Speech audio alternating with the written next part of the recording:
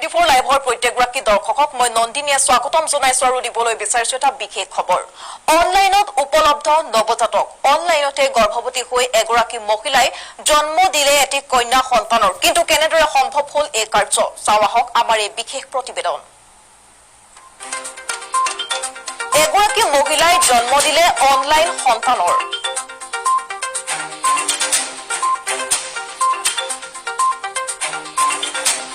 স্বামীৰ সৈতে বিবাহ বিচ্ছেদৰ পিছতেই অনলাইনত সন্তান জন্ম দিলে এগৰাকী মহিলাই উল্লেখ্য যে এটা বেবী এপৰ জৰিয়তে শুক্ৰাণুৰ অৰ্ডাৰ দিছিল মহিলাগৰাকীয়ে আৰু শুক্ৰাণু বুক কৰাৰ পিছত শুক্ৰাণু দাতাই ঘৰলৈ আহি প্ৰদান কৰে শুক্ৰাণু ই-কমাৰ্চ সাইট ইবেৰ পৰা গৰ্ভধাৰণৰ কিট অৰ্ডাৰ কৰি ব্যৱহাৰ কৰে মহিলাগৰাকীয়ে এই কিটটো আৰু ইংলেণ্ডৰ নানথৰ্পত এনেদৰে জন্ম দিলে সন্তান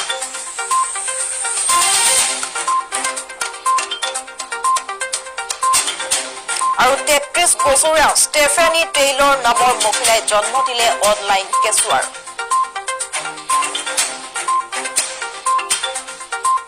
আমি জনাই গৈছো এই বিশেষ খবৰটো 24 লাইভৰ দৰ্শকসকলক যে অনলাইনতে উপলব্ধ নৱজাতক এবাৰ অনলাইনতে গৰ্ভৱতী হ'ল মহিলা আৰু জন্ম দিলে সন্তানৰ এগৰাকী মহিলাই জন্ম দিলে অনলাইন এটি সন্তানৰ উল্লেখ্য যে স্বামীৰ সৈতে বিবাহ বিচ্ছেদ হৈছিল এগৰাকী মহিলাৰ আৰু বিবাহ বিচ্ছেদৰ পিছতেই এনেদৰে অনলাইনত জন্ম দিলে কন্যা সন্তানৰ আৰু এটা বেবী এপৰ জৰিয়তে মহিলাগৰাকীয়ে দিছিল শুক্ৰাণুৰ অৰ্ডাৰ আৰু শুক্ৰাণু বুক কৰাৰ পিছতে শুক্ৰাণু দাতাই ঘৰলৈ আহি প্ৰদান কৰিছিল শুক্ৰাণু ই-কমাৰ্চ সাইট ইবেৰ পৰা গৰ্ভধাৰণৰ কিট অৰ্ডাৰ কৰি ব্যৱহাৰ কৰে মহিলাগৰাকীয়ে কিটটো আৰু ইয়াৰ পিছতে গৰ্ভধাৰণ কৰি জন্ম দিলে কন্যা সন্তানৰ আৰু ইংলেণ্ডৰ নানথৰ্পত এনেদৰে জন্ম দিলে কন্যা সন্তানৰ আৰু এই মহিলাগৰাকী হৈছে 33 বছৰীয়া ষ্টেফেনি টেইলৰ আৰু মহিলাগৰাকীয়ে এনেদৰে অনলাইন এটি কেঁচুৱাৰ জন্ম দিয়ে উল্লেখ্য যে পূৰ্বতে এটি পুত্ৰ সন্তানৰ মাতৃ ষ্টেফেনি টেইলৰৰ স্বামীৰ সৈতে বিবাহ বিচ্ছেদ হোৱাৰ পিছত পুনৰবাৰ মাতৃ হ'বলৈ ইচ্ছা প্ৰকাশ কৰিছিল কিন্তু চিকিৎসালয়ৰ পৰা IVFৰ দৰে ব্যয়বহুল চিকিৎসা পদ্ধতিৰে সন্তান জন্ম দিয়াৰ ক্ষেত্ৰত তেওঁ আৰ্থিকভাৱে সক্ষম নাছিল যাৰ বাবে তেওঁ এনেধৰণৰ এক বিশেষ পন্থা হাতত লয় আৰু বেবী এপৰ জৰিয়তে তেখেতে শুক্ৰাণুৰ অৰ্ডাৰ দিয়ে আৰু ই-কমাৰ্চ সাইট ইবেৰ পৰা গৰ্ভধাৰণৰ এটা কিট অৰ্ডাৰ কৰি ব্যৱহাৰ কৰে আৰু তেওঁৰ প্ৰথমটো প্ৰচেষ্টাতে কন্যা সন্তান ইডেনক গৰ্ভধাৰণ কৰিবলৈ সক্ষম হয় আৰু ষ্টেফেনিয়ে এই ঘটনাক এক অলৌকিক ঘটনা বুলি অভিহিত কৰিছে আৰু ষ্টেফেনিৰ মতে যদিহে তেওঁৰ ঘৰত বৈদ্যুতিক সা-সৰঞ্জামৰ সুবিধাসমূহ নাথাকিলেহেঁতেন তেতিয়াহ'লে তেওঁ কেতিয়াও ইডেনক জন্ম দিব নোৱাৰিলেহেঁতেন ইয়াৰ উপৰি তেওঁ কেইবাবাৰো চিকিৎসালয়লৈ যাবলগীয়া হৈছিল ষ্টেফেনিৰ আছে ইতিমধ্যে 5 বছৰীয়া এজন পুত্ৰ সন্তান নাম হৈছে 5 বছৰীয়া পুত্ৰ সন্তানটিৰ নাম ফ্ৰেংকি আৰু ফ্ৰেংকিৰ জন্মৰ কিছুদিনৰ পিছতেই ষ্টেফেনি আৰু তেওঁৰ পত্নীৰ মাজত মতভেদ হয় আৰু দুয়ো বিবাহ বিচ্ছেদ হয়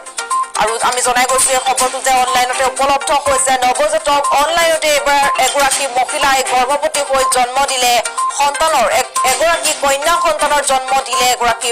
মহিলাই আৰু স্বামীৰ সৈতে বিবাহ বিচ্ছেদৰ পিছতে অনলাইনত এনেদৰে সন্তান জন্ম দিলে এগৰাকী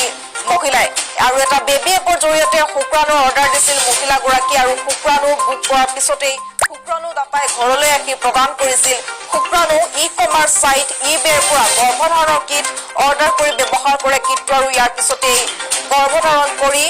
এনেদৰে ইংলেণ্ডৰ নানথৰ্পত জন্ম দিলে এটি কন্যা সন্তান 33 বছৰীয়া ষ্টেফেনি টেইলৰ নামৰ এগৰাকী মহিলাই জন্ম দিলে অনলাইন কেঁচুৱাৰ পূৰ্বতে এটি পুত্ৰ সন্তানৰ মাতৃ ষ্টেফেনি টেইলৰৰ স্বামীৰ সৈতে বিবাহ বিচ্ছেদ হোৱাৰ পিছতে পুনৰবাৰ মাতৃ হ'বলৈ বিচাৰিছিল কিন্তু চিকিৎসালয়ৰ যি IVF পদ্ধতি আছিল এই ব্যয়বহুল চিকিৎসা পদ্ধতিৰে পুনৰবাৰ সন্তান জন্ম দিবলৈ তেখেত আৰ্থিকভাৱে সক্ষম নাছিল যাৰ বাবে তেওঁ এনেধৰণৰ এটা পদ্ধতি হাতত লয় আৰু বেবী এপৰ জৰিয়তে শুক্ৰাণুৰ অৰ্ডাৰ দিয়ে আৰু তেওঁ প্ৰথমটো প্ৰচেষ্টাতে এনেদৰে কন্যা সন্তান ইডেনক গৰ্ভধাৰণ কৰিবলৈ সক্ষম হয় আৰু ষ্টেফেনিয়ে এই ঘটনাক এক অলৌকিক ঘটনা বুলি অভিহিত কৰিছে আৰু যদিহে ষ্টেফেনিৰ মতে যদিহে তেওঁৰ ঘৰত বৈদ্যুতিক সা-সৰঞ্জামৰ সুবিধা নাথাকিলেহেঁতেন তেওঁ কেতিয়াও ইডেনক জন্ম দিব নোৱাৰিলেহেঁতেন বুলি মন্তব্য কৰিছে ষ্টেফেনিয়ে